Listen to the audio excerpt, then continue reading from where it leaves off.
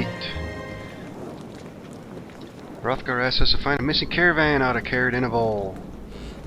Alright. Alright, anything in here? I don't think he's got anything to loot. Nope.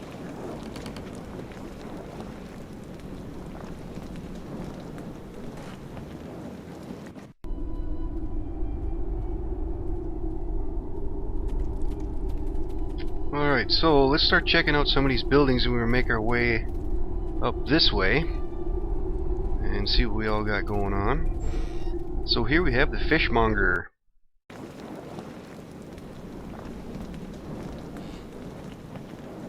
And it looks like just Gasbar. Oh, well met, stranger. The name's Gasbar. Gasbar the fishmonger. What can I do for you this fine day? Fishmonger? This doesn't look much like a fish shop. That's because it isn't. This is my home. I may be a fishmonger, but that doesn't mean I hawk fish like some street vendor. I deal in large quantities of dried knucklehead and scrimshaw, the bulk of which I keep stored in my warehouse and down on the shore. What exactly is scrimshaw? Scrimshaw is simply a fancy name for carved bone. Since knucklehead trout are so rare, scrimshaw carvings made from their bones are particularly valuable. Scrimshaw from Easthaven is prized by fine artists and craftsmen throughout the realms. You must make a decent amount of coin selling these fish. It's an honest living. I make most of my profit from trade, though. As a matter of fact, I have an important transaction in the works as we speak. What sort of transaction?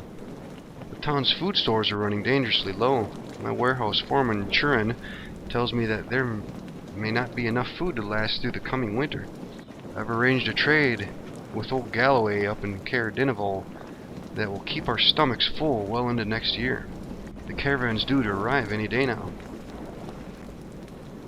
Interesting. Hrothgar told us the caravan was overdue. He asked us to go search for it and to see it safely to Easthaven. Well then, by all means go to it. Though I'm not sure there's nothing to worry about. Caravans always run late this time of year. Hope you're right. Farewell. Alright, journal entry, Gasbar. We met with Gasbar the fishmonger in Easthaven. He told us of a trade he'd arranged with a merchant in Caer Dineval. The caravan hasn't arrived yet, but it should be arriving any day now. I wonder if it's the caravan that Hrothgar asked us to find. And let's go.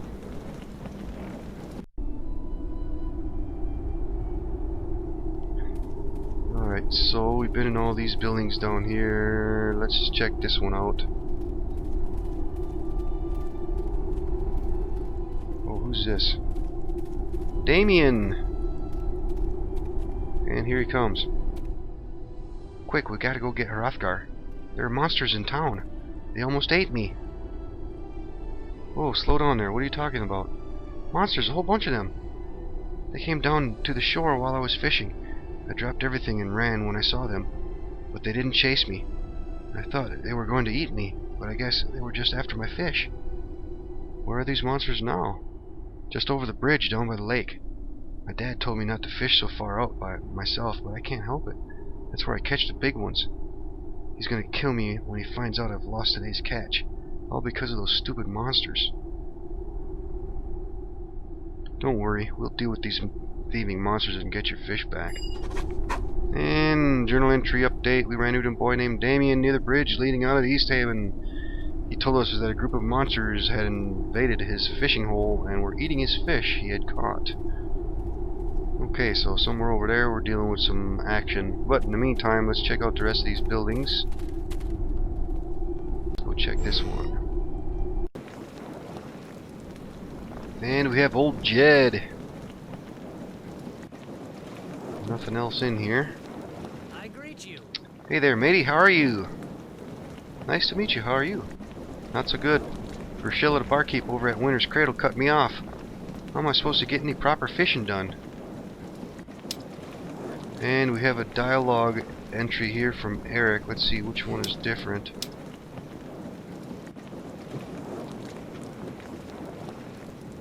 You can't let people walk all over you like that. I suggest you teach her a lesson while she's sleeping, if you get my drift. That'll show the people of this town that they can't just push you around. Or thanks for the advice, matey. But I don't think I'll be doing that. I need some wine. But I can't break the law to get it.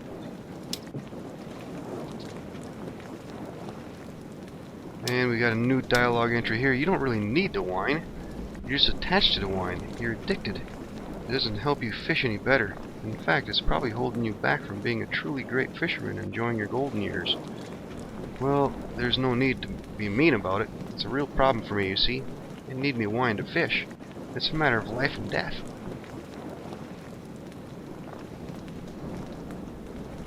Well, is there anything I can do to support your downward spiral into oblivion? You could go to Pomob's and fetch me some wine. They're gonna get back to me fishing. I would be grateful for it.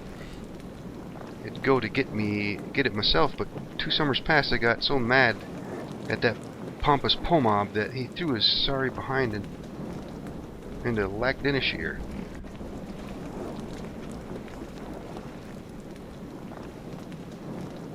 Just how grateful are you going to be?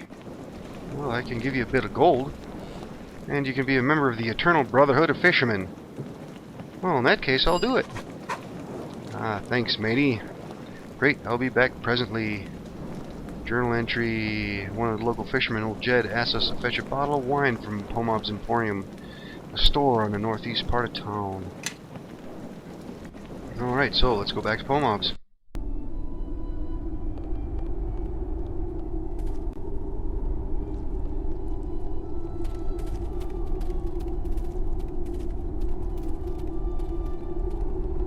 Back into Pomob's to get some wine for old Jed. I will lead now. Follow.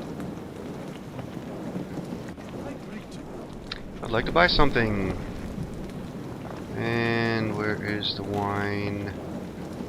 8 coin. Well, let's get some of that. And let's go see Pomob or old Jed.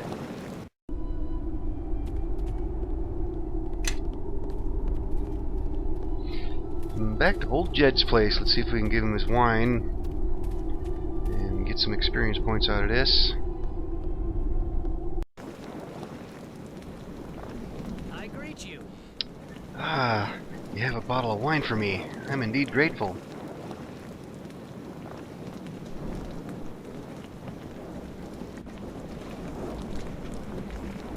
It's all in a day's work for a heroic adventuring party. Farewell. Alright, so we got 150 experience points. He gave us 6 gold. Let's see if he's got anything else to say. Thanks again for helping me out. Alright, so that's done.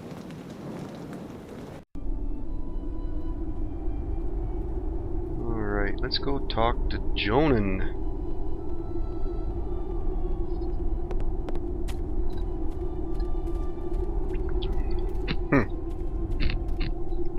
Let's see, before we go to Jonan, let's go check out the rest of these buildings, I guess. Looks like we have the temple next. Let's go to the temple.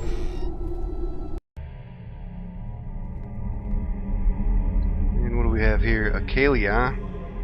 Everard. I think Acalia is one of the ones that was going on the expedition. So let's do a quick save right here. Alright, so let's talk to Acalia. Good tidings to you. Hello, my name is Acalia. I'm an initiate here at the Temple of Tempest. I help Everard maintain the temple armory and perform rituals.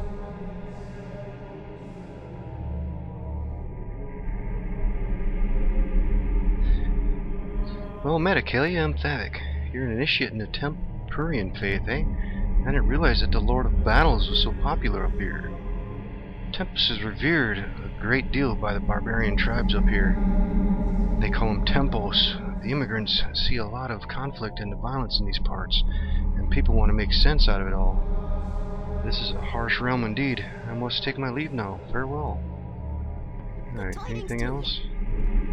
And let's talk to Everard.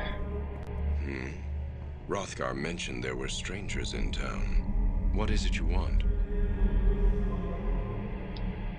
Are you the high priest of this temple? Yes, I am Everard. Everard of Tempus, battle priest of the Lord of Battles. What brings you here?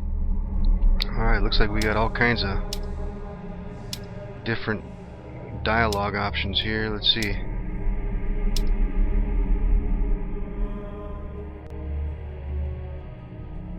Tempest is the god of war. East Haven seems far removed from any battles. War is but one of Tempest's aspects.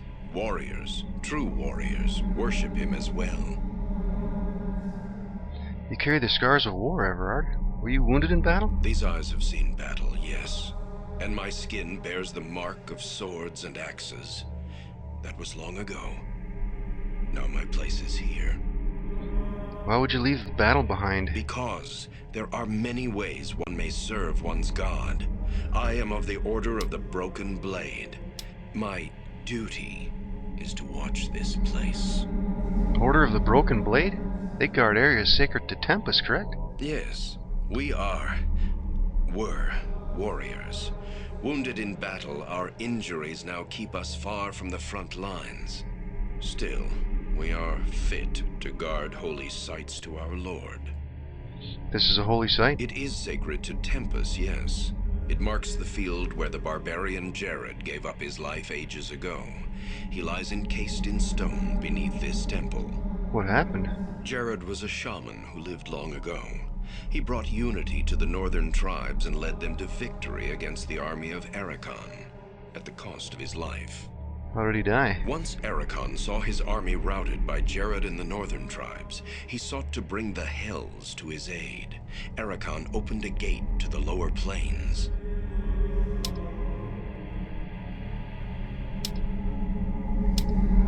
But demons? Aragon would have been damning himself. Arakan was an archmage. Storms moved at his word. Legions worshipped him as a god. Such men would rather damn themselves than admit defeat. But if Aragon summoned demons to the battlefield, then the northern tribes would have been destroyed. I do not believe that. Jared did. It is said that Tempest himself appeared to Jared upon the battlefield, and Jared took that as a sign. A sign to do what? Jared believed Tempest was calling him to sacrifice himself for his people to ensure victory. And so he cast his body into the portal, his blood fusing it to stone. It lies entombed beneath the temple to this day. You don't sound like you agree with Jared's choice. Jared had no need to sacrifice himself. Tempest's appearance was a test of faith, proof Jared's people had already won the field that day. Jared failed his god and died a coward's death. But Tempest is known to appear to warriors who can dictate the outcome of a battle. Perhaps Jared's death was not in vain. One dies for Tempest with a blade in one's hand, not by martyring oneself within the embrace of infernal magics. Jared's duty was to stand with his comrades, not cast himself to his death when the field was already theirs. His sacrifice may have prevented other deaths. Sacrifice? Let me say this of sacrifice, young one, then we shall speak of this no more. Sacrifice is a death that has meaning. When it is in vain, it is not sacrifice. It is a waste. That is the lesson of Jared's stone. And this stone is buried beneath the temple? Aye, a great stone disc that holds Jared's corpse for eternity. And so I watch and guard it in Tempest's name. You are free to ask, traveler.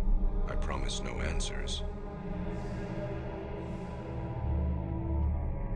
Do you know anything about the expedition that Hrothgar's putting together? I have heard of it, yes. A messenger from Kuldahar visited the temple not long ago, and it has spurred Hrothgar to see what is happening in the north. A messenger? Yes. A man from Kuldahar found his way to our door, and he was dead by morning. He claimed he was a messenger from the Archdruid of Kuldahar. What did he want? The man spoke of disturbances in Kuldahar. His wounds prevented me from making any sense of his words. Perhaps Hrothgar understood more than I, for he's preparing an expedition. Are you going on this expedition? No, for my place is here. Were I invited, I would still not go. My injuries would only slow the expedition. You are free to ask, traveler. Alright, what do we have? I promise no answers. We haven't talked to him about yet. What is that glyph-covered door beneath the statue? The door leads beneath the temple to the site of Jared's stone. It was sealed with glyphs of Tempest to prevent entry long ago. You are free to ask, traveler. I promise no answers.